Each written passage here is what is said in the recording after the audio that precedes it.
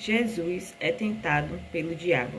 Dia 7 da nossa série de vídeos Conhecendo Jesus em 40 dias. Nós vamos ver o relato da tentação de Jesus no livro de Mateus.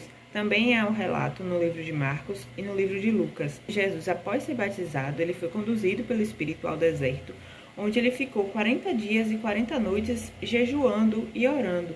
Ao final do período de jejum, Jesus sentiu fome e foi aí que o diabo apareceu. Vamos ver o que ele disse? Está lá em Marcos, no capítulo 4, no versículo 3. Se és o Filho de Deus, ordena que estas pedras transformem-se em pães. Jesus, porém, respondeu: nem só de pão viverá o homem, mas de toda a palavra que sai da boca de Deus.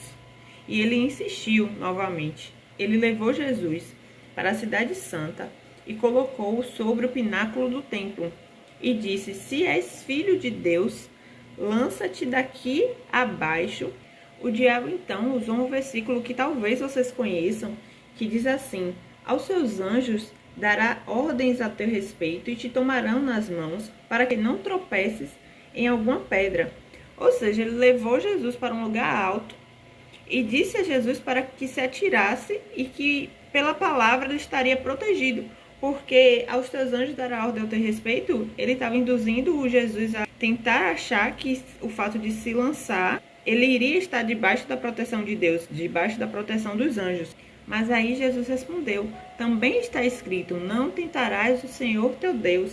E novamente o diabo insistiu. Ele levou Jesus para um monte muito alto, onde mostrou todos os reinos do mundo e a glória deles, e disse a Jesus: tudo isto te darei, se prostrado me adorares. E Jesus o respondeu: vai-te, Satanás, porque está escrito, ao Senhor teu Deus adorarás, e só a ele servirás.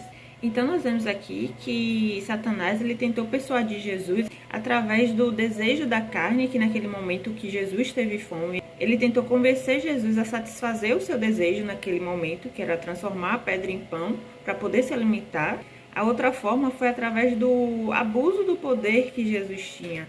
Ele disse que Jesus era muito poderoso, que Jesus era protegido e que Jesus utilizasse aquele poder para uso próprio, e Jesus se atirasse só para demonstrar o seu poder.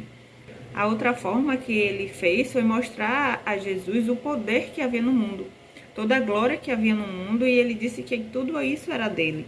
E em troca ele pediu que Jesus o adorasse, ele daria a Jesus todo esse poder. Só que nesse caso aqui não é um poder espiritual, seria um poder de dominar sobre as coisas do mundo. Era esse poder que ele estava prometendo a Jesus neste caso.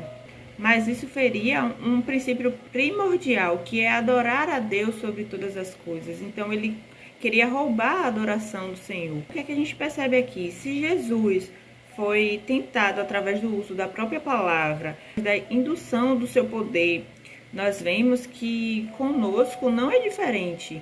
Na nossa vida nós também passamos pelas mesmas tentações, seja com relação aos desejos da carne, seja com relação a promessas de poder sobre as coisas do mundo, seja com distorções da palavra de Deus. Então, nós devemos estar com os olhos abertos, nós devemos conhecer a palavra, nós devemos nos dedicar a conhecer, a ler a Bíblia pela nossa própria visão, pelo entendimento que o próprio Espírito Santo nos dá, para que nós não sejamos confundidos, porque Jesus não caiu nas armadilhas de Satanás, porque ele conhecia a palavra. Ele usava a palavra da forma que deve ser usada. Então, da mesma forma, nós devemos fazer, ter conhecimento da palavra de Deus para poder usá-las no momento certo.